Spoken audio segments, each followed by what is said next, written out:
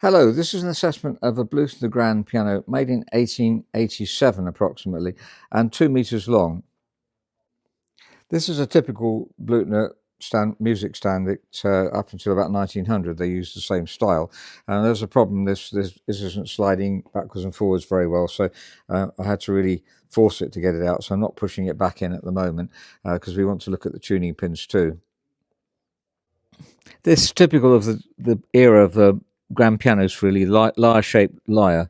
So that's why it's called a lyre, because it's shaped like a lyre. And you can see the casework is a bit the worse for wear. If we look here, you can see its fingernail marks here, and also the top here. There's some veneer missing. It's really impossible for us to make this good without fully repolishing it, unfortunately. If we look around the case just to confirm that, you can see well, doesn't look quite so bad around here. That's about the best part. Here, some veneer chipped off here. So looking at the legs, not too bad on those legs either. But the top of the piano is completely crazed, as you can see. If it was going to be polyester, that's a modern finish, then you would have to actually, I think they'd want to replace the top of the piano because there's no way you're going to get that level if you polyester it. Just looking around the rest of the side, there's a bit of trim missing here. Let's have a look here. So that's similar. It was quite bad condition generally. There's no question about this having to be fully repolished. We couldn't really touch it up. This is a typical modern piano. This is a Yamaha that we sold.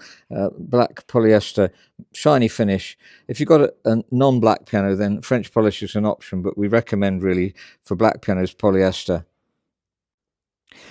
Now, a lot of these very old Bluthners have 85 keys. Bluthners generally have 88 keys, even quite far back. I'm not quite sure what date they started doing that, but 85. So you're missing the top three, which is not essential, as we said before, if you're practicing for exams. But obviously, if you're a musician, you want the top ones as well. And you can see this is replacement. So it's not ivory. They've got a slight grain in the plastic, but they're all definitely plastic key tops. Looking at the acoustic side, the tuning pins are generally tight. They're not as tight as a new piano, but they'll stay in tune pretty well, and the piano is reasonably well in tune at concert pitch. It's the bottom bass ones tend to be the ones that you've got to test to see if they're going loose. It's just about borderline. I'd say that they will hold unless this dries out too much with central heating. The soundboard's generally in good condition. This is the original logo decal on it, and there's a serial number there. And if we look across the soundboard, we do find a crack here.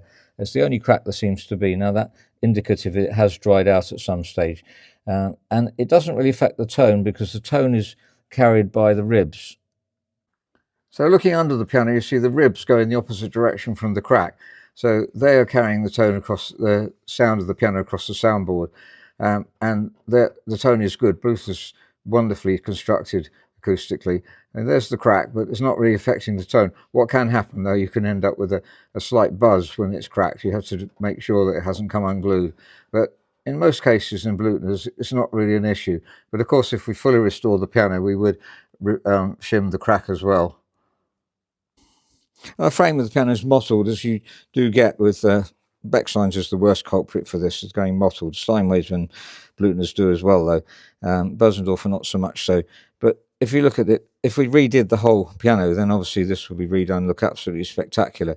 But there's no damage on the felts here. They're individually strung. So we mentioned this just recently, that if a string breaks, you've got to replace an individual one. But they're not likely to break on this piano. There's another crack here I can see. So that's certainly something we'd like to do. We'd like to restore it acoustically, though the strings do sound good as they are, so the strings don't desperately need replacing. It's just the tuning pins are a little bit on the loose side, so that would be a reason for doing that. Another characteristic of these early Bluthners is that this front rail doesn't go upwards, it goes downwards. There's a little catch under here, as you see here, and you release that and that'll fall downwards as it does, as you can see. So that takes off downwards. Now, the felts under these are generally good, with no real sign of moss, so that's good news. And this is typical Bluthner patent, as we've mentioned many times before. And the spring needs regulating. On one of the notes, it doesn't play at all, that one there. And it's usually the spring that needs regulating. You have to basically usually pull it backwards to make it operate more fiercely. And you can see that is pushing it up, but it's not going up and down, so it's another reason why it's not working. Now, normally the action pulls right out, and I couldn't pull it out, and it was because somebody had screwed the action to the keybed. Now, I've never seen that before, and I flagged up there must be some issue as to why they did that. And indeed, we did find an issue, and that's why they've screwed it down. Well, we'll take the screws out, and then we can take the action out. Now, this is quite a common problem on restored pre-1925 patent action Bluthners, that when they're restored, the hammers are too high, and you can't pull it out very easily. They scrape against the rest plank here, and you have to actually angle the action to get them out. So now I'm going to try and pull the action out, and because the screws were in it, I suspect that there is a danger of breaking the hammers, and that's the only reason I can think of why they did that. So I can just work it a little bit forwards until I feel that the hammers are just too tight against the top of it, and actually it's working quite well up till now. In fact, it's not so much a problem. When I tried it earlier on, it was more difficult, and you have to angle the action more. But in fact, now it's not too bad. So I don't know why the screws were on, but I suspect that might have been the reason. And the note that wasn't working was usually the spring, and very rarely is the jack, but in this case it's the jack that's not going under. There must be a spring broken on the jack. I'll have to investigate that later. Now, the hammers on this piano, as you find with so many Bluthners, we've had videos of this before, where they're so flat, there's too much hammer hitting the string, so the tone is really, it's not hitting the harmonics properly, and also very, very soft. So that gives it a far too soft a sound. People get used to a soft sound on Bluthners, and they actually like the sound, but really that isn't correct. And well, they should sound soft. You can always put new hammers on and then voice them, make them soft if you want to. But in this case, they're just dull because they're hitting, they're cancelling out the harmonics. If you play guitar, you'll know that you have to put your finger dead on the harmonic to get a good harmonic sound. In fact, the hammer is hitting the string to bring out the harmonics. That's the whole idea of the correct length of the string, so that it hits the correct point on the string, so that the harmonics are brought out. In this case, it's not happening. So all the hammers just have to be replaced. We've done that many times before, and it's a very common job. There's one that's even more worn. It might be because it's me moving sideways. So that's something which just has to be done, really, if you want to get a decent tone out of the piano. They're touching the frame, I think. So that's a common problem with replaced hammers as well, to make sure that they don't touch the frame, which is very commonly that they do.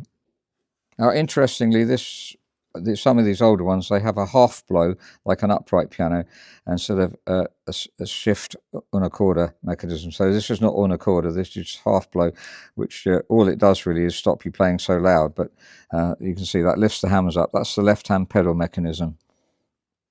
So now I'm going to put the action back in, and I do want to angle it, although strangely enough, actually angling it makes it worse because this bit of the hammers end up higher. Normally you have to angle them when they're too high. You have to angle them a lot like this, and that's quite commonly you have to do that. But in this case, they're very flat, so angling them is not going to help particularly. So let's just push it back in, and in fact, it's going in much more easily than I expect. So not really sure why they put those screws in, but I think it would have been the hammers originally that was the problem, and now they're worn. You see, they're extremely worn down here as well. Look at that, very, very flat. So they're not producing anything like the kind of tone that it should produce.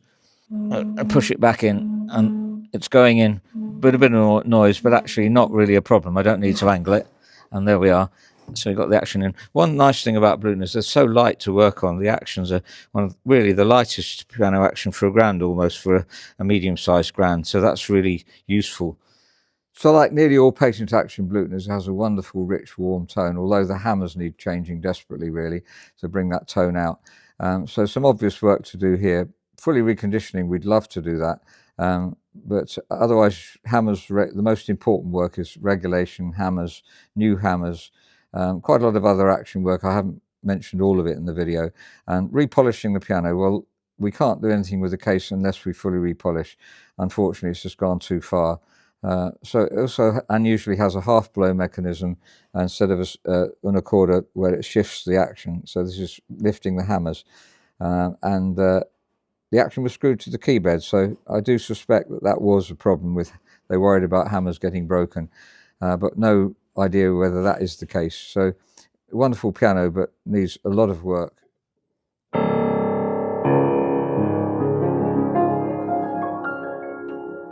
So really, the piano is potentially a wonderful instrument and has a beautiful underlying tone. It's actually at concert pitch. And it's not too badly out of tune, but the hammers are so soft and so flat that really that's an obvious work to do. And well, the casework, we can't do anything apart from fully repolishing the casework. So then you start thinking about fully restoring the piano, because then it will look immaculate inside and out. And wonderful pianos. It's an 85 note Bluthner. Doesn't have huge value at the moment. I think their value will increase on them as people realise how wonderful they are. You can replace the action with the modern action. That is an option. It doesn't, unless you are a concert pianist and really want something to perform beautifully, you don't have to do it. Though it has been done. We've done it a couple of times, and certainly you can make it just like a new piano then, with the tone of the old Bluthner.